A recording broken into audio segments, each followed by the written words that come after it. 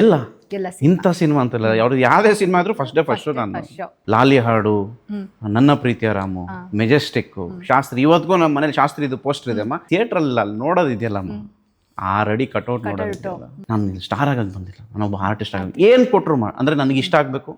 ನಿಮಗೆ ನಮ್ಮ ಸ್ಯಾಂಡಲ್ವುಡ್ ನಲ್ಲಿ ಯಾವ ಹೀರೋ ಅಂತಂದ್ರೆ ತುಂಬಾ ಇಷ್ಟ? ನಮಗೆ ಯಾವತ್ತಿದ್ರು ಡಿ ಬಾಸು, ಶಿವಣ್ಣ. ಶಿವಣ್ಣ. ಅವರ ಸಿನಿಮಾಗಳು ಯಾವ್ದು ಇಷ್ಟ? ಎಲ್ಲ ಎಲ್ಲ ಇಂಥ ಸಿನಿಮಾ ಅಂತಲ್ಲ, ಯಾವ್ದು ಯಾವುದೇ ಸಿನಿಮಾ ಆದ್ರೂ ಫಸ್ಟ್ ಡೇ ಫಸ್ಟ್ ನಾನು ರೀಸೆಂಟ್ ಆಗಿ ಯಾವ್ದು ನೋಡಿದ್ರಿ? 45 ನೋಡಿ. 45 ರೀಸೆಂಟ್ ಆಗಿ ದರ್ಶನ್ ಅವರು ಡೆವಿಲ್. ಹೇಗೆ ಅನ್ನಿಸ್ತು? ತುಂಬಾ ಖುಷಿ ಆಯ್ತು. ನಾವು ಹೆಂಗೆ ಅಂತಂದ್ರೆ, ನಾನೊಬ್ಬ ಫ್ಯಾನ್ ಅಮ್ಮ. ನಾನು ಸೆಲೆಬ್ರೇಷನ್ ಅಲ್ಲಿ ನೋಡ್ತೀನಿ. ನಾನು ಅಂದ್ರೆ ಸಿ ಆಸ್ ಅನ್ ಆರ್ಟ್, ನಾನು ಯಾವಾಗ ಈ ಥಿಯೇಟರ್ ಒಳಗಡೆ ಹೋಗ್ತೀನಲ್ಲ, ನಾನೊಬ್ಬ ಆರ್ಟಿಸ್ಟ್ ಆಗಲಿ, ನಾನೊಬ್ಬ ಇಲ್ಲಮ್ಮ, ನಂದು ಅದು ಸೆಲೆಬ್ರೇಷನ್ ಬೇರೆ ಲೆವೆಲಲ್ಲಿ ಇರುತ್ತೆ. ಖುಷಿಯಾಗಿ ಹೋಗ್ತೀವಿ. ಅಂದ್ರೆ ಕಾಟೇರ ಆದ್ಮೇಲೆ ಬಂದಂತಹ ಸಿನಿಮಾ ಅಂತಂದ್ರೆ ಡೆವಿಲ್. ಎಲ್ರಿಗೂ ಅಂದ್ರೆ ಅವ್ರ ಫ್ಯಾನ್ಸ್ಗೆ ಒಂದ್ ಸೆಲೆಬ್ರೇಟ್ ಮಾಡ್ಬಿಟ್ಟು ಅವ್ರು ಸಂಭ್ರಮಿಸಿದ್ರು. ದರ್ಶನ್ ಅವ್ರನ್ನ ನನ್ನ ಮಕ್ಕಳ ಖುಷಿ ನೋಡಿ, ಅದರಲ್ಲೇ ಗೊತ್ತಾಗ್ತದೆ ನಿಮ್ಗೆ. ಸೆಲೆಬ್ರೇಷನ್ ಅಮ್ಮ, ಅದೊಂದು ಹಬ್ಬ. ಈಗ ಹೆಂಗೆ ನಮ್ಗೆ ಸಂಕ್ರಾಂತಿ ಬರುತ್ತೆ, ದೀಪಾವಳಿ ಬರುತ್ತೆ, ಶಿವಣ್ಣದು ಸಿನಿಮಾ ಬಂದ್ರೆ ಅದೊಂದು ಹಬ್ಬ ಅಮ್ಮ. ನನ್ಗೆ ಡಿ ಬಾಸ್ ಸಿನಿಮಾ ಬಂದ್ರೆ ಹಬ್ಬ. ನನ್ಗೆ ಯಾಕೆ ಇಷ್ಟ ಅಂತ ಅಷ್ಟೊಂದು?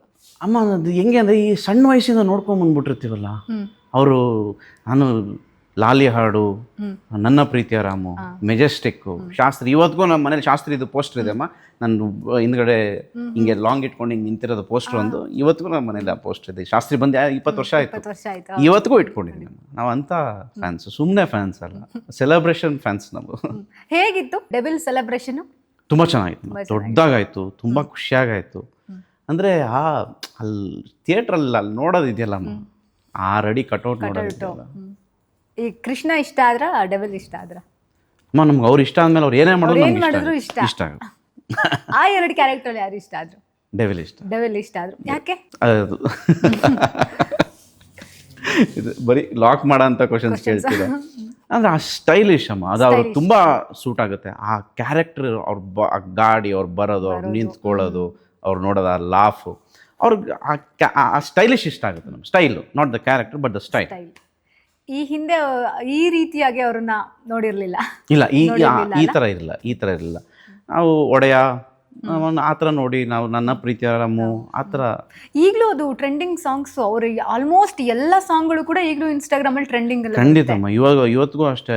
ಜೊತೆ ಇದು ಸಣ್ಣ ಇದೆಲ್ಲ ಕಾಟೇರ ಸಿನಿಮಾ ಆ BGM ಅಂದ್ರೆ ಅವರಿಗೆ ಬರ್ದಂಗಿದೆ ಅಲ್ವಾ? ಇಲ್ಲಮ್ಮ, ನಿಮ್ಗೆ ಅವ್ರಿಗೆ ಏನೇ ಬರ್ದ್ರು ಅದಾಗುತ್ತೆ. ಅಂದ್ರೆ ಅವ್ರು ಕ್ಯಾರಿ ಮಾಡ್ತಾರೆ ಆ ಥರ. ಇವಾಗ ನೀವು ದ OG ನೋಡಿದ್ರು ಅಷ್ಟೇ, ಶಿವಣ್ಣಂದು ಇವತ್ತಿಗೂ ಆ BGM ಆಗಲಿ, ಅವ್ರ ಎಂಟ್ರಿ ಆಗಲಿ, ಅವ್ರು ಕೂತ್ಕೊಳ್ಳೋದು, ಆ ಕಾರ್ ಹಿಂದೆ ಅವ್ರು ಕೂತ್ಕೊಳ್ಳೋದು, ವಾ. 45 ಅಲ್ಲಿ ಶಿವಣ್ಣ ಅವರ ಕೊನೆಯದಾಗಿ ಒಂದು ಸೀನ್ ಬರುತ್ತಲ್ಲ, ಅವರ ಅಭಿನಯ ಹೇಗೆ ಅನ್ನಿಸ್ತು ಅದನ್ನ ನೋಡಿ? ನಾನು ಅದನ್ನೇ ಹೇಳಿರೋ, ಸೆಲೆಬ್ರೇಷನ್ ಅಮ್ಮ ನಮಗೆ. ಅದು ಹಬ್ಬ ನಮಗೆ. ಅವ್ರನ್ನ ಆ ಥರ ನೋಡೋದೇ ನಮ್ಗೆ ಹಬ್ಬ. ಅವ್ರು ಅಲ್ಲಿ ಒಂದು ಡ್ಯಾನ್ಸ್ ಪ್ರೋಗ್ರಾಮಲ್ಲಿ ಕೂತಿರ್ತಾರಲ್ಲ, ಅಲ್ಲ ಅವ್ರು ಕೂತ್ಕೊಂಡು ಅವ್ರ ಎಕ್ಸ್ಪ್ರೆಷನ್ ನೋಡೋದೇ ನಮಗೆ ಖುಷಿ. ಅದು ಎಷ್ಟು ಎಂಜಾಯ್ ಮಾಡ್ತಾರೆ ಹೇಳಿ. ಆ ಮಕ್ಕಳು ಡ್ಯಾನ್ಸ್, ಆ ಜನ ಡ್ಯಾನ್ಸ್ ಮಾಡಿ ಎಷ್ಟು ಎಂಜಾಯ್ ಮಾಡ್ತಾರೆ. ಅಂದರೆ he forgets everything and he enjoys that. ಅದನ್ನು ನೋಡೋಕ್ಕೆ ನಮಗೆ ಖುಷಿ. ಶಿವಣ್ಣ ಹೆಣ್ಣಿನ ವೇಷ ಹಾಕಿರ್ತಾರೆ, ಅದು ನೋಡಿದಾಗ ಏನು ಅನ್ನಿಸ್ತು?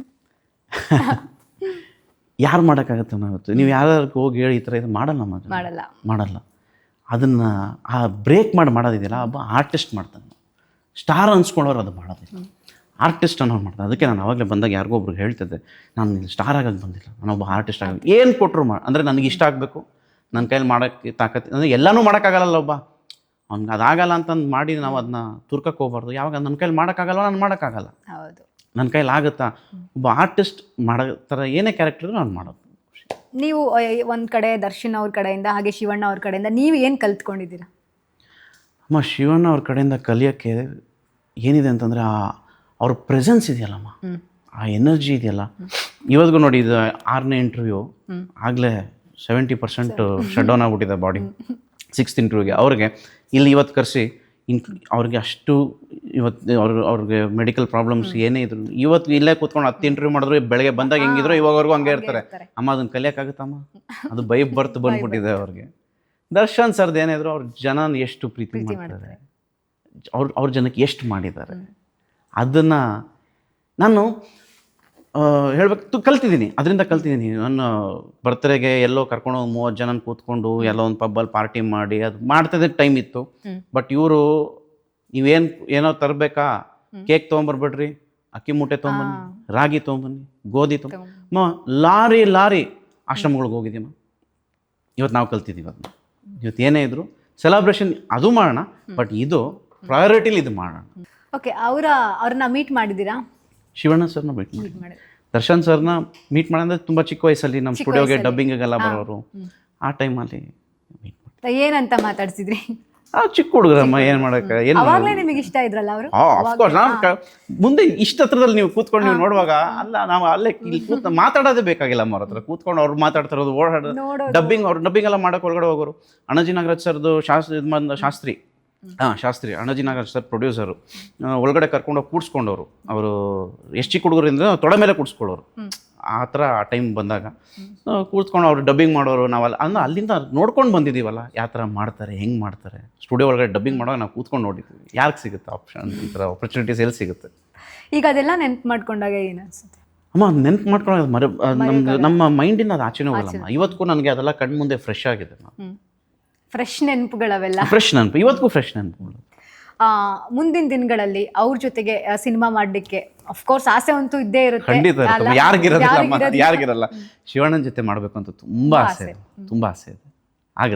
ಆಗುತ್ತೆ, ನಡೆಸ್ತಾನಮ್ಮ ಅವನು. ನಾವು ಪಾಸಿಟಿವಿಟಿ. ಯಾವ ರೀತಿ ಪಾತ್ರಗಳನ್ನ ಆಯ್ಕೆ ಮಾಡ್ಕೊಂತೀರಿ ಅಮ್ಮ? ಯಾವ ರೀತಿ ಬರುತ್ತೆ ನಾನು ನೋಡ್ಬೇಕು, ಆಯ್ಕೆ ಮಾಡ್ಕೊಳ್ಳೋದು. ಅವ್ರ ಜೊತೆ ಸುಮ್ಮನೆ ಸೈಡಲ್ಲಿ ನಿಂತ್ಕೊಂಡ್ರು ನಾನು ನಿಂತ್ಕೊಂಡು ಮಾಡ್ತೀನಿ.